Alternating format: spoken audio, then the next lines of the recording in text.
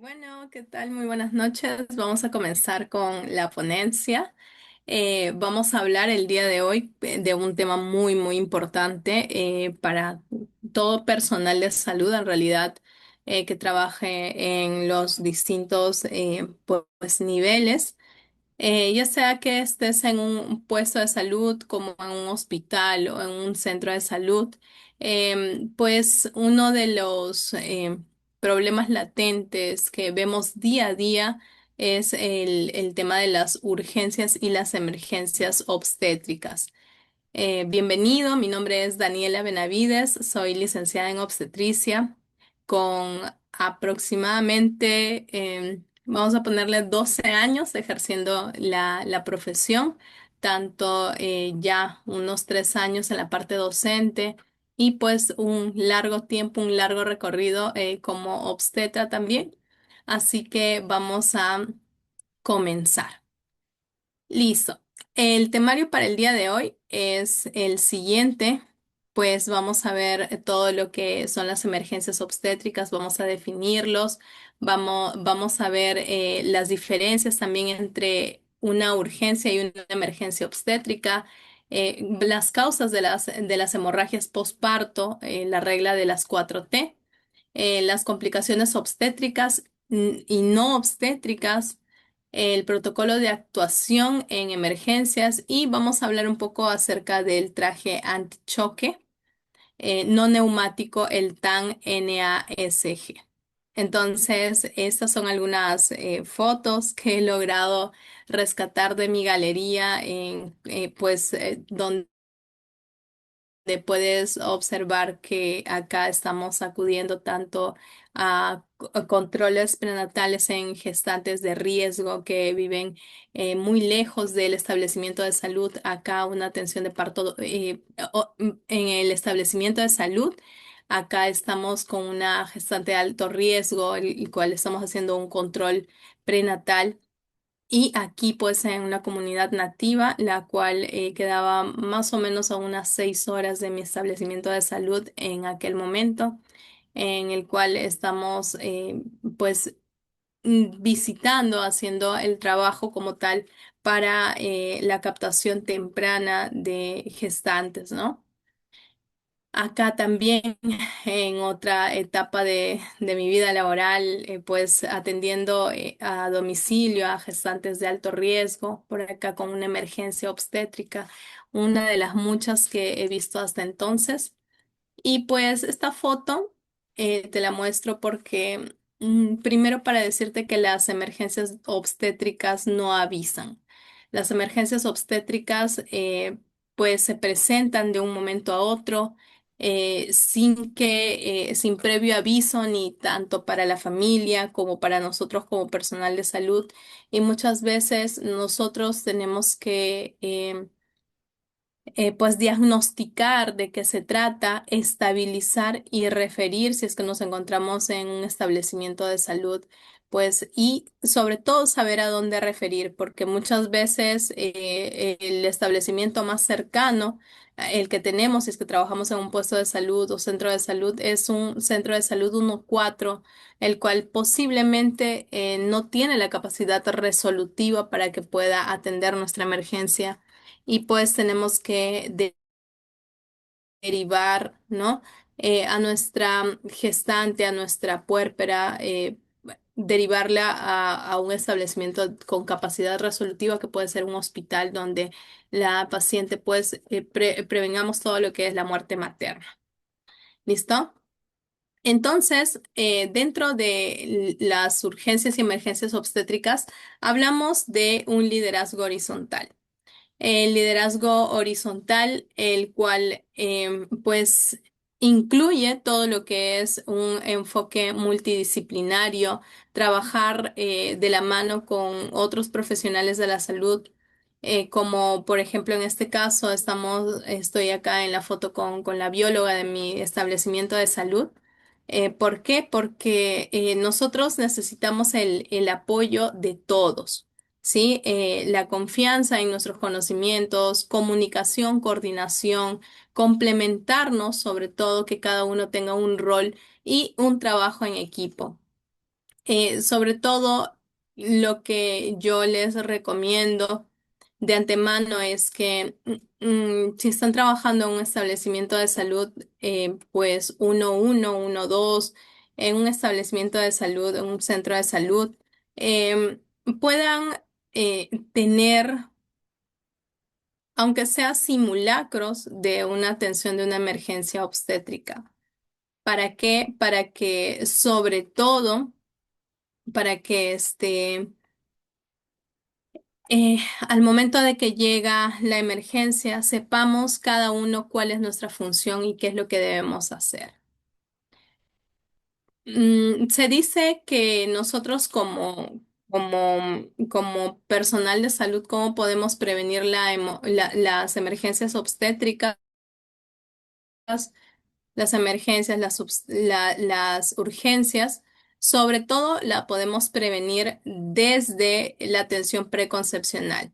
Si es que no hay un embarazo, entonces no hay una emergencia obstétrica, se previene una muerte materna. Entonces, nosotros debemos fortalecer todas nuestras competencias para poder brindar esta atención sexual reproductiva y saber pues que el fruto de la gestación es un embarazo deseado, el cual desde el momento de que es deseado también se previenen muchas emergencias, se previenen muchas patologías que vienen acompañadas muchas veces con las gestantes, ¿no? Que a veces el embarazo es un embarazo no deseado, hay un descuido de parte de la madre, una ignorancia también a cómo cuidarse en esta etapa tan bonita que es su gestación y sobre todo que nosotros necesitamos tener ese enfoque y hacer el primer contacto con nuestra gestante pues con una temprana edad gestacional. ¿Listo? Entonces, ¿cuál es la diferencia entre emergencia y urgencia? Es un tema en el cual nosotros siempre tenemos un- una cierta discusión con los pacientes porque a veces no lo entienden, ¿no? No lo entienden. Entonces, si nosotros podemos diferenciarlo, es de suma importancia. Acá tenemos el concepto de emergencia y de urgencia. Pues si hablamos de una urgencia, la urgencia realmente necesita atención, ¿sí? Médica a la brevedad,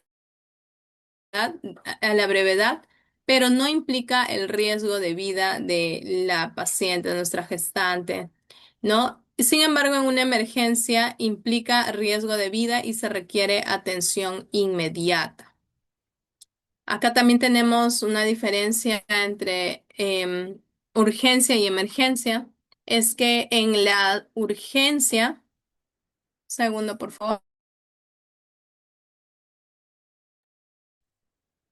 la urgencia requiere atención inmediata y pues la urgencia en realidad es percibida de parte del paciente, ¿no? Es un síntoma sobre todo. La evolución puede ser lenta y se debe atender por lo menos en el periodo de 6 horas. Sin embargo, una emergencia pues compromete la vida, el riesgo puede ser de consecuencias irreversibles y requiere atención rápida para estabilizar. Entonces, no es lo mismo una urgencia que una emergencia, ¿no? Acá, por ejemplo, una urgencia puede ser una bronquitis. ¿Sí? Sin embargo, podemos ver que una emergencia sí es quizás un ataque de asma. Por acá, una urgencia puede ser tos, ¿no? Que nuestro paciente tenga tos, esté tosiendo, ¿sí? Pero una emergencia puede ser, por ejemplo, la pérdida de memoria, ¿no? Un desmayo, una convulsión, por ejemplo, en una eclampsia, ¿no? Entonces, todo esto debemos tenerlo en cuenta. Entonces, en cuanto a las diferencias, nuevamente tenemos acá, por ejemplo, si hay un paro cardiorrespiratorio, esto sería una emergencia y aquí una urgencia, un problema digestivo, ¿no? Que debe ser atendido en el periodo de 6 horas, pero posiblemente no se comprometa tanto la vida del paciente en este momento, no corre peligro. Hablando de las emergencias obstétricas, tenemos lo que es pues la clave roja, ¿sí? Que son las hemorragias, clave azul, que son los eventos hipertensivos, y tenemos las sepsis, ¿no? Las infecciones. Entonces vamos a centrarnos en todo lo que es hemorragia obstétrica, ¿no? Como podemos ver acá, son ejemplos de hemorragias obstétricas según lo que es vamos a basarnos en todo lo que es muchos, en muchas revistas, muchos estudios y demás. También vamos a ver en cuanto a la ACOG, ¿no? Que es em, pues el Colegio de Obstetricia y Ginecología Americano. Entonces vamos a ver que en el 2020 eh, estábamos hablando de la disminución de la muerte materna, ¿no? En los objetivos del desarrollo sostenible para el 2020. Entonces se habló también que la principal causa de mortalidad materna en el mundo eh, eran las hemorragias obstétricas y tenían una presencia del 27%. Se decía que 830 mujeres mueren cada día por causas prevenibles relacionadas con el embarazo y parto. El 99% de estas mujeres en países en vías de desarrollo, ¿no? En países en vías de desarrollo, uno cada 1000 versus en países desarrollados, uno cada 100.000 mujeres. En Latinoamérica tenemos la proporción de 85 cada 100.000 nacidos vivos y la incidencia entre un 5 a 15%, ¿no? Entonces, esto es un dato que nos llama muchísimo la atención. Se sabe también que cada 10 minutos fallece una mujer en el mundo a causa de hemorragia obstétrica. ¿No? Y si vamos a ver en cuanto a las muertes maternas registradas y proyectadas, bueno, del 2000 al 2020 y proyectadas al 2021, ay, pues vamos a tener lo siguiente, ¿no? Es que para el 2000 para el 2020, miren, teníamos 439 muertes, sin embargo, se incrementó en el 2021 a 505 muertes maternas, ¿no? Acá tenemos también las proyecciones y este es un dato último ya que estuve pues buscando. Información sobre todo estadísticas para poder tener en cuenta todo ello. Y es que para el 2024, si hablamos desde el 2000 al 2024, en 24 años, ha habido una reducción en el 2024 miren, teníamos acá 523 muertes, 605 muertes en el 2000 y para el 2024 teníamos 238 muertes. El año pasado se cerró el año con el año 2024 porque hasta ahora no tenemos todavía información del 2025, pero para el 2024 eh, se cerró con 222 muertes maternas. Es entre comillas, logro. Sin embargo, podemos decir que aún en nuestro país están falleciendo muchas mujeres, ¿no? Están falleciendo muchas mujeres y sobre todo las zonas que vemos acá de rojo, pintadas de rojo, son donde más fallecen, ¿no? Es la zona de Loreto. Por acá tenemos también procedentes de Cajamarca, de Piura, de La Libertad. ¿No? Entonces, de la sierra, sobre todo de la Libertad, que están, falleciendo por causas mm, causas, ¿no? De prevenibles de embarazo, parto, puerperio. Entonces, todas las mujeres tienen un derecho a un embarazo sano. Se habla de cero muertes maternas y esto es desde que nosotros podamos hacer podamos captar a nuestra gestante en el primer trimestre de embarazo, sobre todo en las primeras semanas de embarazo, no antes de las 7 semanas. Ahora, vamos a hablar un poquito acerca de hemorragia, ¿no? La hemorragia es la salida de sangre desde el sistema cardiovascular provocada por la ruptura de vasos sanguíneos como venas, arterias, capilares. Es una situación que provoca una pérdida de sangre, ¿no? Si nos centramos en hemorragias obstétricas, pues antes de ello voy a mostrarte un video cortito nada más, el cual quiero que lo veas, que puedas centrar tu mirada y es porque recuerdas que hace un momento estaba hablándote de que nosotros tenemos que hacer simulacros de cómo atender a nuestra gestante o nuestra puérpera o cuando está en parto, una mujer y saber cuál es nuestra función, sobre todo en aquel momento, para no duplicar las funciones. Y es justamente este video el que nos va a mostrar algo similar a lo que debemos hacer.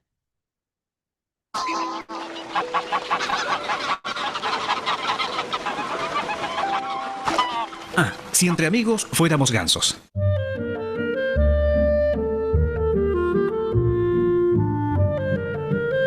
La próxima temporada, cuando veas los gansos emigrar dirigiéndose hacia un lugar más cálido para pasar el invierno, fíjate que vuelan en forma de V. Tal vez te interese saber por qué vuelan así. Al volar en formación de V, la banda entera aumenta en un 71% el alcance de vuelo, con relación al de un pájaro volando solo.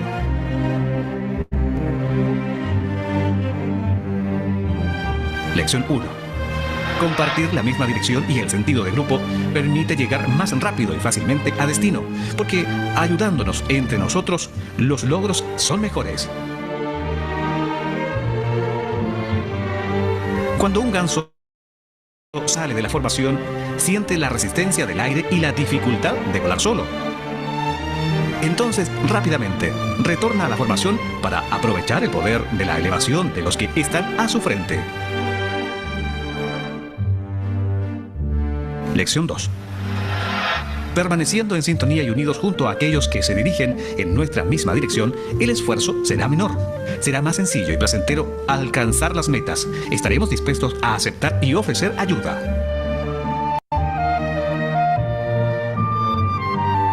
Cuando el ganso líder se cansa, se traslada al final de la formación mientras otro asume la delantera.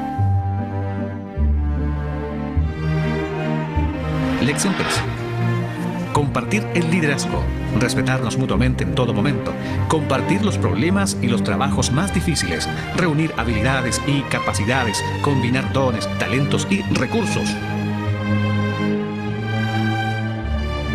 Los gansos volando en formación graznan para dar coraje y aliento a los que van al frente, para que así mantengan la velocidad. Lección 4. Cuando hay coraje y aliento, el progreso es mayor. Una palabra de aliento a tiempo motiva, ayuda, da fuerza, produce el mejor de los beneficios.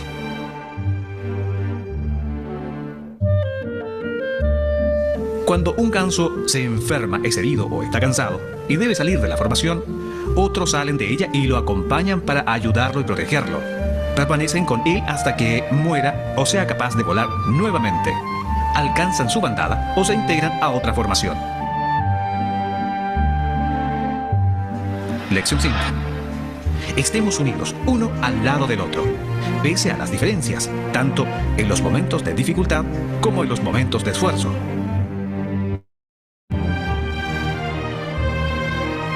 Si nos mantenemos uno al lado del otro, apoyándonos y acompañándonos, si hacemos realidad el espíritu de equipo, si pese a las diferencias podemos conformar un grupo humano para afrontar todo tipo de situaciones, si entendemos el verdadero valor de la amistad, si somos conscientes del sentimiento de compartir,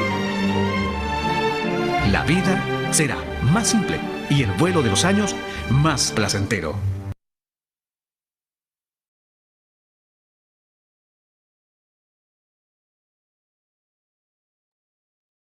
Entonces, lo que podemos ver acá es que nosotros como personal de salud debemos trabajar en equipo, ¿sí?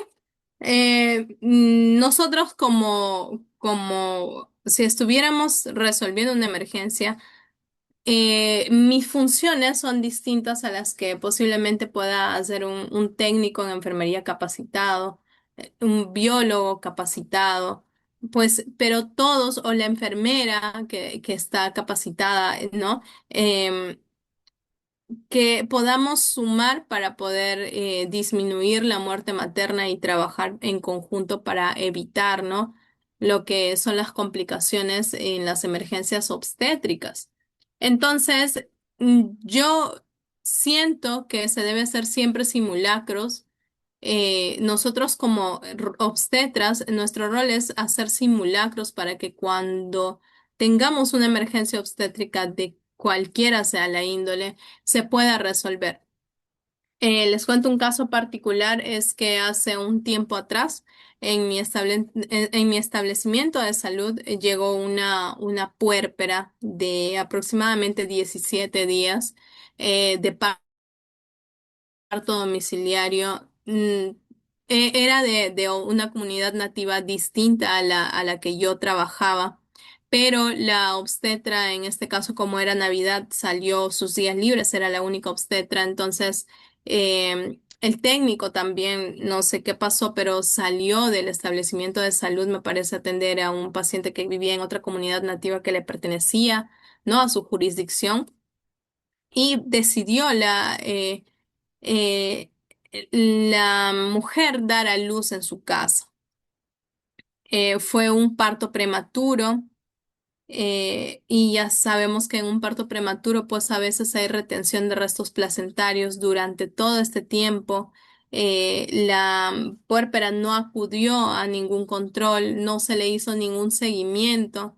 Y cuando llegó a los 17 días al establecimiento de salud, llegó ya con una sepsis y pues cuando la estuvimos trasladando al establecimiento ya al hospital, hizo un shock séptico, ¿no?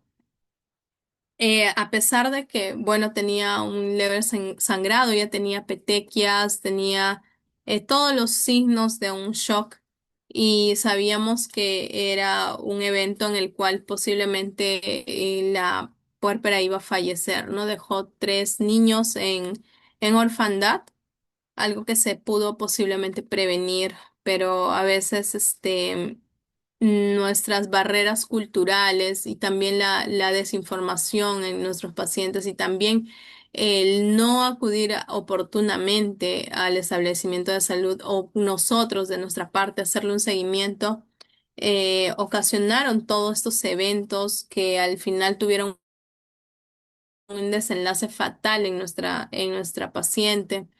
Ella falleció a los 3 días aproximadamente de haber llegado al establecimiento de salud. Falleció en Chachapoyas. Y fue algo que a mí como personal de salud hace unos 5 años atrás me marcó profundamente. Fue la primera muerte materna que yo vi, fue de verdad un desenlace fatal. Posiblemente si nosotros trabajáramos, como dice acá en el video, pues en equipo, las cosas se fortalecieran muchísimo más y no tendríamos pues números alarmantes cada año y evitaríamos muchas muertes maternas. Entonces, la hemorragia obstétrica es la hemorragia o salida, ¿no? de sangre, como les decía, a través del sistema cardiovascular provocada por la ruptura de vasos sanguíneos como venas, arterias y capilares. Y es una situación que provoca una pérdida de sangre. Si hablamos de hemorragia obstétrica, es un problema que en realidad se subestima muchas veces y es un evento impredecible, como decíamos. En 2 tercios no hay factores predictivos identificables, ¿no? Es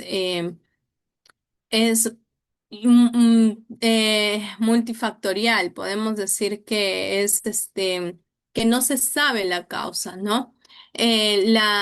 Hay una elevada mortalidad, el 22,7% de las causas de muerte materna en el país, em, en países desarrollados, hay una incidencia del 3,7 por mil nacidos vivos. Se puede prevenir y diagnosticar precozmente y se puede establecer también en cuanto a la prevención y el diagnóstico, también un tratamiento rápido y adecuado. El uso de guías clínicas actualizadas y recomendaciones, como por ejemplo, protocolizar el manejo por establecimientos y sobre todo el famoso DER, ¿no? El de diagnosticar, estabilizar y referir de manera oportuna. Vamos a hablar de hemorragia masiva obstétrica, que es el sangrado, se define ya como tal como el sangrado mayor a 150 mililitros por minuto durante 10 o 15 minutos. ¿Cómo lo contabilizamos esto? Pues nosotros podemos ver, ¿no? Podemos ver en cuanto a cuánta sangre está perdiendo la gestante, la puérpera o la mujer, ¿no? Eh, También podemos decir que se necesita el reemplazo del 50% de la volemia en menos de 3 horas, ¿no? Y un sangrado mayor, ya sabemos, a 2.000 mililitros, es decir, 2 litros en una paciente normovolémica sin haber conseguido el control de la hemorragia. Los signos clínicos o analíticos de coagulopatía y sangrado persistente, como sangrado por los puntos de punción, por ejemplo, un sangrado gingival, sangrado en sábana en el lecho quirúrgico, sangrado persistente y disminución del nivel de conciencia del paciente, que es uno em, de las evaluaciones que tenemos que hacer, ¿no? El sangrado persistente e inestabilidad hemodinámica materna que no se controla con cristaloides, coloides o vasopresores. Entonces, la hemorragia postparto, como definición, es la condición del sangrado ocurrido durante el estado puerperal que no, que condiciona inestabilidad hemodinámica. La pérdida del volumen sanguíneo a una velocidad superior a 150 mililitros en 20 minutos causaría la pérdida del 50% del volumen. Causas de hemorragias obstétricas. Tenemos las hemorragias graves, en su mayoría después del parto. Tenemos las infecciones, generalmente después del parto. La hipertensión gestacional también, preeclampsia, eclampsia, sobre todo después poscesárea, ¿no? Poscesárea después de un evento hipertensivo, ¿no? Del embarazo. Complicaciones en el parto, los abortos complicados, por ejemplo, ¿no? Eh, Algunas de las causas, acá tenemos, por ejemplo, corioamnionitis, ¿no? Que es infecciones, macrosomía, miren este bebé gigante, una sobredistensión ocasionada a veces por polidramnios, también por embarazos múltiples, em, también el tema de la oxitocina en el parto, el agotamiento del útero, ¿no? En un trabajo de parto, pues, complicado. ¿Qué tenemos además? Tenemos la hemorragia, que son los cambios hemodinámicos consisten fundamentalmente en la disminución del gasto cardíaco y la precarga del ventrículo izquierdo, junto al aumento de la frecuencia y la contractilidad cardíaca. ¿No? Esto, como tal, podríamos hablar de la hemorragia y vamos a hablar un poquito de la hemorragia obstétrica y su clasificación. Hablamos de hemorragias obstétricas en la primera mitad del embarazo. Tenemos acá como en primer lugar, por ejemplo, los abortos, ¿no? Un aborto, un embarazo ectópico, las enfermedades trofoblásticas gestacionales, como por ejemplo mola idetidiforme, coriocarcinoma gestacional, un tumor trofoblástico de origen placentario, los hematomas placentarios y otras, como por ejemplo las infecciones maternas o las enfermedades de transmisión sexual, ¿no? Vamos a hablar un poquito de las que están en en la segunda mitad del embarazo. Por ejemplo, acá podemos ver una placenta previa, acá una basa previa, una ruptura uterina. Por acá tenemos también el desprendimiento prematuro de placenta, ¿no? Que ocasiona como tal las hemorragias en la segunda mitad del embarazo. Y bueno, intraparto podemos hablar de la retención placentaria y también de otras patologías como la placenta normalmente adherida, como por ejemplo las placentas acretas, incretas, acá está, acretas, incretas o percretas, ¿no? Entonces, ¿cómo sabemos esto? Es a través, pues, de la implantación, ¿no? Por ejemplo, acá tenemos una placenta adherida normalmente, luego acreta a nivel del endometrio, luego tenemos increta a nivel del miometrio y tenemos las placentas percretas que sobrepasan pues todo lo que es la serosa, incluso pueden llegar hasta vejiga, ¿no? O en la parte superior en el fondo del útero pueden llegar incluso hasta el abdomen, ¿no? Como tal. Entonces, en las hemorragias postpartos tenemos dos maniobras una maniobra y un manejo, ¿no?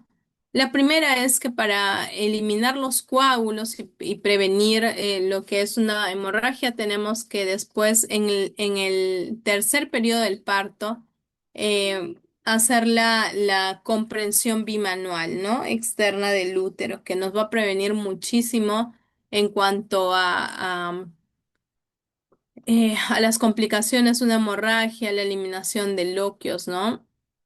Acá tenemos el manejo activo del tercer periodo de parto, ¿no? La oxitocina sobre todo.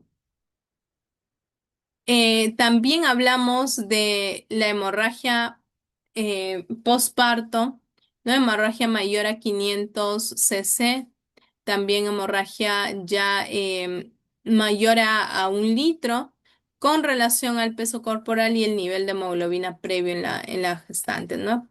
La pérdida de cualquier cantidad de sangre también, según la ACOG, nos dice que es la pérdida de cualquier cantidad de sangre que cause signos de hipovolemia y o inestabilidad hemodinámica en la paciente.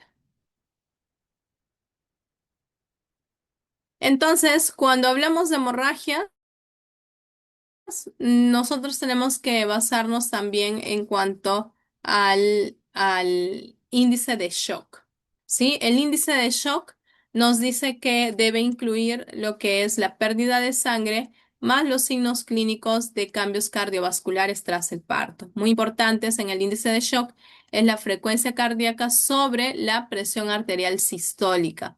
Acá vamos a poder identificar de manera rápida y precisa el índice de shock y prevenir lo que es, pues, y saber cuándo vamos a tener que incrementar el uso de cristaloides, coloides o el uso también de transfusión, ¿no? Y también ver en cuanto en hemorragia obstétrica la triada letal, ¿no? ¿Cuál es esa triada letal? Letal es un círculo vicioso de cuando encontramos coagulopatía, hipotermia y acidosis metabólica. ¿Sí? Entonces, estos van a agravar en conjunto y van a hacer que nuestra paciente pues aumente el riesgo pues, de morir. ¿Sí? Principales definiciones, hay distintas definiciones. Nosotros nos basamos a la pérdida sanguínea mayor a 500 mililitros tras el parto y 750 tras la cesárea para hablar pues de hemorragia postparto. Igual acá tenemos en cuanto al índice de shock y sus clasificaciones, ¿no? Entonces, vamos a ver acá que si el índice de shock nos sale en 0,5 a 0,6, normal. Si el índice de shock nos sale de 0,8 de 10 a 20%, ¿no? Clase uno. Si nos sale de 1, 20 a 30%, clase 2, ¿sí?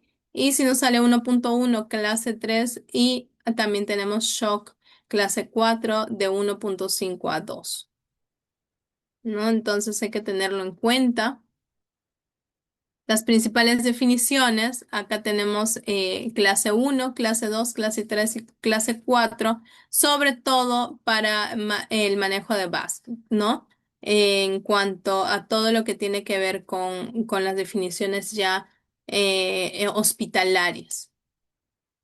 Tenemos acá también las definiciones y sobre todo para nosotros que queremos manejar todo lo que es nuestra paciente, si es que hubiera un índice de shock mayor a 1,3 de pérdida sanguínea, entonces la posición es a 45 grados en Trendelenburg para que podamos llevar toda la carga sanguínea hacia las zonas vitales, ¿no? Como el cerebro, el abdomen, ¿no? Y también prevenir hasta hacer la transfusión o llevarla hasta otro establecimiento, ¿no? Al momento de la referencia, eh, cuidar los órganos diana sobre todo, ¿no? Entonces, activación de la clave roja. En el primer nivel de atención tenemos solamente trabajar con el diagnóstico, diagnosticar, estabilizar y referir. Vamos a hablar acá de shock moderado en estadio 2 con un sangrado agudo y o sospecha de hemorragia mayor a 1000 cc, un pulso mayor a 90 o más por minuto, hipotensión, ¿no? Una presión sistólica menor a 90 miligramos por milímetros de mercurio y el llenado capilar si es mayor de un segundo, ¿no? Entonces aquí vamos a estabilizarla durante 20 minutos. Y en el segundo o tercer nivel de atención, hablamos pues si es que está en shock severo, estadio 3, un sangrado agudo y o sospecha de hemorragia mayor de 1500 cc, pulso de 100 a más por minuto, una hipotensión con una presión sistólica menor a 80 milímetros de mercurio y un llenado capilar de mayor a 2 segundos, ¿no? Entonces, acá tenemos que tener muy presente cómo es que vamos a manejarlo, ¿no? Hablamos también, vamos a entrar ya a lo que es el traje antichoque no neumático, el TAN. El TAN es un insumo de peso ligero de neopropano relativamente barato, lavable, formado por 5 segmentos articulados horizontales. Tenemos 3 segmentos sobre cada pierna, un segmento sobre la pelvis y un segmento sobre el abdomen que incluye una bola de espuma, ¿no? Para la compresión. Justamente a la puérpera que nosotros referimos en aquel momento, en la que pues forma parte de las estadísticas, lamentablemente, de la muerte materna por sepsis del establecimiento en el cual trabajaba en aquel entonces. habíamos trasladado con un traje antichoque no neumático. Presentaba, al momento de colocar la bola de espuma, presentaba demasiado dolor, un dolor que indescriptible, en realidad no quería que le pongamos, pero era parte de nuestro protocolo. Entonces, aquí en los, el traje antichoque no neumático tiene cuatro partes, pero sin embargo está hecho para países en los cuales pues la estatura de nuestros pacientes tiene más de 1,70 m, ¿no? En países nórdicos, en países anglosajones. Entonces nosotros lo usamos desde el nivel 2, ¿no? Desde el nivel 2. Entonces acá vamos a ver que las ventajas es que va a disminuir la pérdida de sangre, revierte el choque derivando la sangre a los órganos vitales, los órganos diana, como mencionábamos, eh, em, por el aumento de la precarga y también aplica compresión circunferencial. Sí, importantísimo. Y según la FIGO, cualquier paciente puérpera con hemorragia postparto y signos de inestabilidad hemodinámica debe tener el TANC para ser referida o como manejo hospitalario también. Aplicar rápidamente el TAN desde los tobillos y dejarlo colocado hasta que ceda el sangrado o sea menor a de 25 a 50 mililitros por hora. Em, También las modificaciones nos dicen que depende de la capacidad local y del recurso humano, pero debería ser aplicada como estrategia de primera línea. En realidad, en establecimientos lo tenemos, simplemente falta el tema de la aplicación, de poder tener nuestro TAN a la mano y poder aplicarlo en cuanto a hemorragias, ¿no? El uso de TAN puede disminuir la hemorragia, evitar intervenciones quirúrgicas, disminuir el número de transfusiones sanguíneas y se usa pues para el transporte para las referencias, ¿no? Acá se está colocando el TAN y acá pues hay un video en el cual muestran cómo es la colocación del TAN.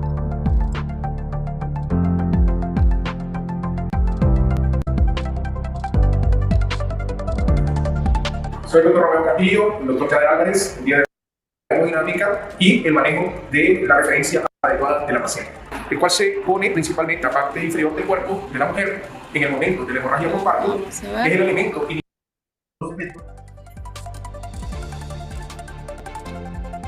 Estos puntos amarillos de sangre vamos a estar colocados en la columna de la paciente y vamos a proceder a colocar. Como recomendación, los protectores tenemos que retirarlos una vez que hayamos colocado el traje para evitar que estos hagan interferencia y se nos dificulte la colocación.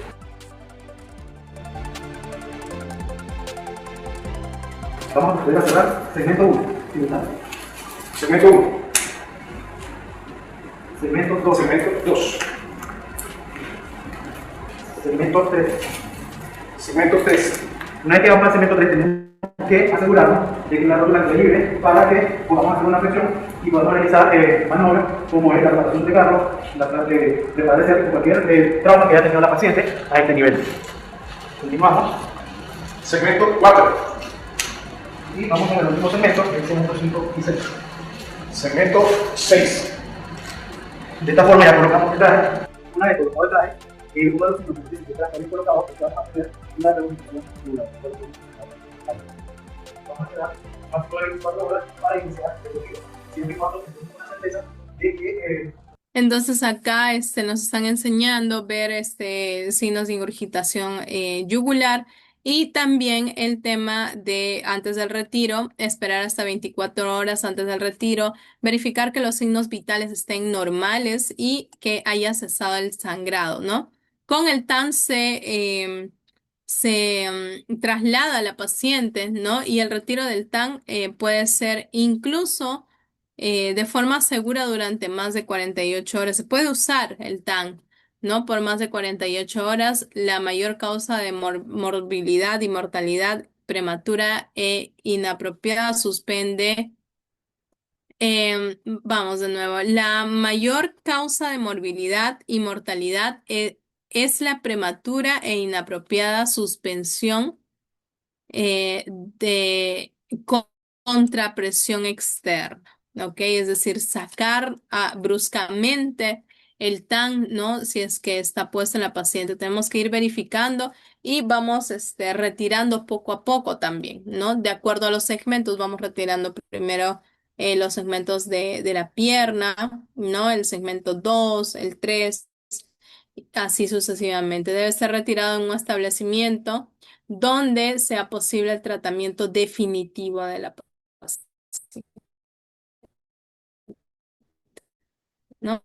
Litros por hora durante 2 horas, presión arterial sistólica mayor de 90, em, la hemoglobina mayor a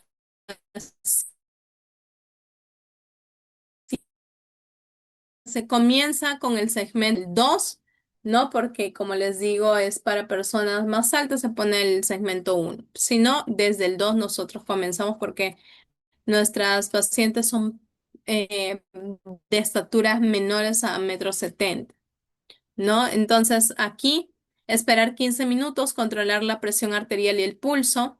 Si la presión arterial baja 20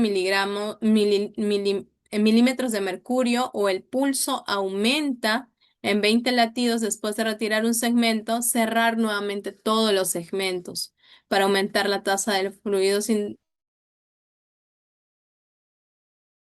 y terminar el retiro una vez que la presión arterial y el pulso ya estén estables.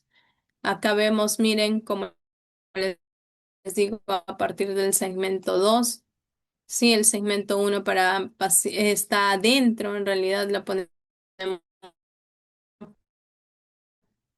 las vitales y vamos retirando los segmentos siempre y cuando las funciones vitales estén estables, ¿no? Se van estabilizando, vamos retirando los segmentos.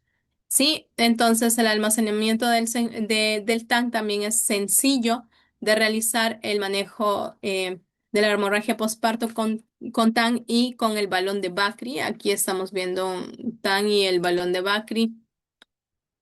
Y de esta manera prevenimos todo lo que es las hemorragias postparto. Además, la paciente puede incluso ingresar con el TAN a cirugía. ¿Sí? Vamos a hablar un poco de la hidroterapia, de la oxigenoterapia. La terapia más usada, el medicamento más usado, en realidad los cristaloides, ¿no? En cuanto a la hemoterapia, la terapia transfuncional y como les decía, según lo que ya ven los ginecólogos ya en el momento de la hospitalización, con un manejo hospitalario, vamos a ponerle ahí, con cristaloides, hemoderivados, cuando la paciente esté también hemodinámicamente estable y con una hemoglobina mayor a 7, ¿no? Esto es lo que nosotros tenemos que ver. Hemorragias postparto inmediatas, ocasionadas, por ejemplo, por atonías uterinas en el 80% del total, retención de restos placentarios, de membranas, laceración uterina, inversión uterina, rotura uterina, ¿no? En las 24 horas postparto. Luego, aquí también no uterinas, tenemos la episiotomía, la laceración cervicovaginal, las alteraciones de coagulación, alteraciones como por ejemplo hemofilia, enfermedad de von Willebrand, hipofibrinogenemia y otras causas, ¿no? Otras causas que nosotros podamos ver, eh, púrpura trombocitopénica idiopática y demás, ¿no?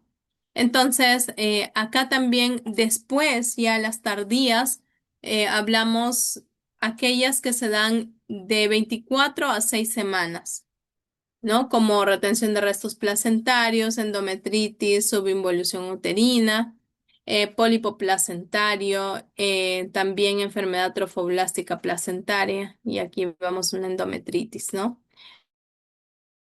Entonces, formas clínicas intraparto, por ejemplo, antes del alumbramiento, la placenta normalmente adherida y las 4T, ¿no? El manejo, primero, estabilización hemodinámica, identificar la etiología, ¿no? El diagnóstico etiológico, la tríada letal, como les hablaba antes, hipotermia, acidosis y coagulopatía, que ocasiona el 80-90% de lo que son la mortalidad, ¿no? Entonces, lo que tenemos que ver es que si es que la paciente está con hipotermia, entonces vamos a condicionar, pues brindarle la parte de calefacción, ¿no? Para que pueda recuperar todo lo que es la temperatura. Acondicionar también la fluidoterapia, sobre todo los calentadores en línea que se puedan ser incorporados, ¿no? En un set intravenoso convencional. ¿Una sola persona podrá salvar vidas? En realidad no, ¿verdad? Una sola persona no va a poder salvar vidas, por eso tenemos un equipo multidisciplinario que lo va a poder lograr, ¿sí? Entonces, aquí nosotros trabajamos con el equipo multidisciplinario para que se puedan salvar vidas, ¿no? Como al principio estábamos viendo el video acerca del vuelo de las aves, ¿no? Porque vuelan en V, ¿cuál es la razón por la cual debemos formar equipos? Por más que estemos en un establecimiento y tengamos rencillas, no, que la clásica, ¿no? Que la enfermera tiene sus funciones, que el obstetra tiene sus funciones, luego empiezan por ahí las rencillas, no. Cuando nosotros estamos frente a una emergencia obstétrica, nosotros tenemos que estar todos en conjunto para un mismo fin, que es prevenir pues la muerte materna, ¿no? Acá estamos viendo que cada uno dentro de un equipo cumple una función, ¿cierto? Entonces la meta es responder cuando se enciende la mecha y no cuando se forma el incendio, ¿no?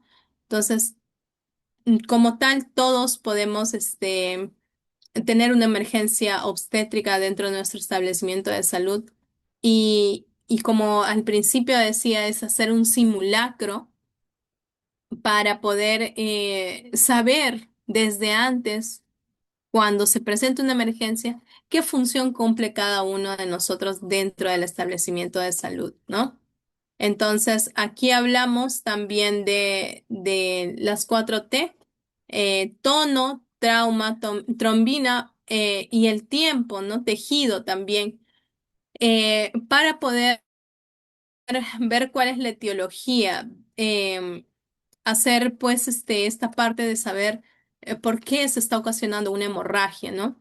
Les cuento que al principio, cuando hace muchos años, en el 2014 yo era interna, aún hace años, imagínense, 2013, yo era interna de obstetricia. Mi primer parto fue un parto que en realidad terminó en una hemorragia obstétrica.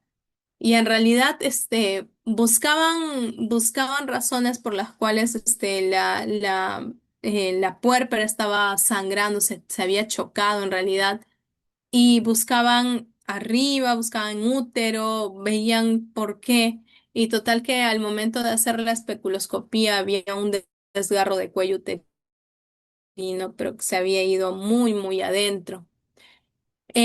La paciente quedó como tuvo que ser transfundida, porque en realidad se ocasionó esto en un hospital, menos mal. También el recién nacido era casi de 3,8 kilos.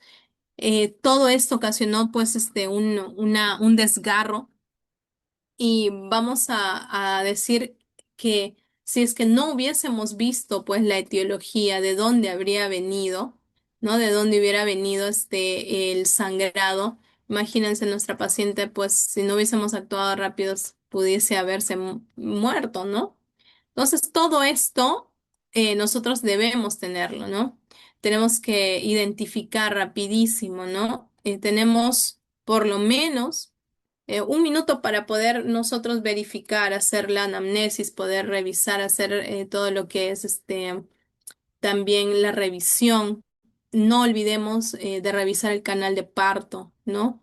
Muchas veces nos centramos tanto en el útero, en que esté contraído, pero a veces el sangrado viene también del canal de parto, de vagina, de cuello. Hay que tener presente todo ello, ¿no? Entonces, acá, por ejemplo, vamos a hablar un poco de la etiología en cuanto a tono, ¿no? Vamos a ver la sobredistensión uterina, el músculo uterino exhausto, agotado, infección coriamniónica, anomalía anatómico-funcional uterina, ¿no? En cuanto a tejido, retención de restos placentarios, placentación anormal como acretismo, los cotiledones aberrantes, placentas anormales, todo esto, ¿no? Al momento del alumbramiento debemos ver. En cuanto a trauma, que se presenta en un 20% antecedentes de cirugía uterina previa, extracción manual de placenta, laceración de cuello uterino, vagina o perineo, parto en avalancha, instrumentación, posiciones fetales anormales, cirugía uterina previa, ¿no? Todo ello hay que tenerlo en cuenta. Causas de hemorragias postparto, ya las hemos visto por aquí. Fármacos uterotónicos, tenemos la oxitocina, ¿no? Si es que no funcionara pues la oxitocina, pese a un buen manejo, tenemos también la metilergonobina y pues acá nos hablan también de en el cuadro, sobre todo un manejo ya eh, amplio de carbetocina, ¿no? Uy, listo, entonces sobre todo ello, ¿no? Un shock hipovolémico, tenemos la definición clínica aguda caracterizada por hipoperfusión tisular que se produce cuando existe una disminución crítica de la volemia eficaz, ¿no? Fisiopatología, acá tenemos la fisiopatología, la predisposición a trastornos de hemostasia, la hipoperfusión, que determina una tendencia anticoagulante e hiperfibrinolítica, ¿no? Activadores de mediadores inflamatorios, el retraso de la formación del coágulo. Por acá tenemos un coágulo inestable, ¿no? Anomalías metabólicas como hipotermia, hipocalemia y acidosis metabólica. ¿Cómo prevenir las hemorragias obstétricas? Sencillo, poder hacer un buen control prenatal, poder hacer un buen seguimiento, no solamente llenar pues el carnet prenatal, sino poder ver cómo es que está evolucionando nuestra gestante. Decirle que el parto es institucional, que nosotros debemos atenderla en el establecimiento de salud. Yo por muchos años he venido yendo depende pues del choque cultural, se podría decir, cuando yo trabajaba en la sierra, es como que te llaman al parto, que las atiendas en la casa, pero que nosotros como personal de salud podemos atenderlos, ¿no? Pero siempre es poder decirles, mira, yo vengo, te puedo recoger, te puedo llevar al establecimiento de salud, ahí puedes pues dar a luz, no te preocupes, ahí vamos a estar para ayudarte. Pero muchas veces ya cuando estuve yo en la selva, hay un choque distinto porque ya las mujeres nos llaman cuando ya han dado a luz o cuando ya están dos días después de dar a luz y es difícil muchas veces, ¿no? A pesar de tener todos sus controles prenatales al día, de que estén pues concientizadas, con sus baterías completas, con su plan de parto. Pasan muchas veces, ¿no? En muchas gestantes, muchas puérperas. Entonces, sobre todo ello, protocolo ah, de actuación frente a las hemorragias obstétricas, sobre todo la optimización de la masa eritrocitaria, ¿no? Reducir la pérdida sanguínea y la indicación de transfusión apropiada. Acá tenemos también las estrategias como son la clave roja para enfrentar las hemorragias, la clave azul para casos de trastornos hipertensivos del embarazo y clave amarilla para los casos de infecciones severas sepsis, ¿no? Evolución y manejo de las claves. Y eso sería todo, ¿no? Entonces, hasta aquí terminamos con la capacitación. Muchísimas gracias por su asistencia.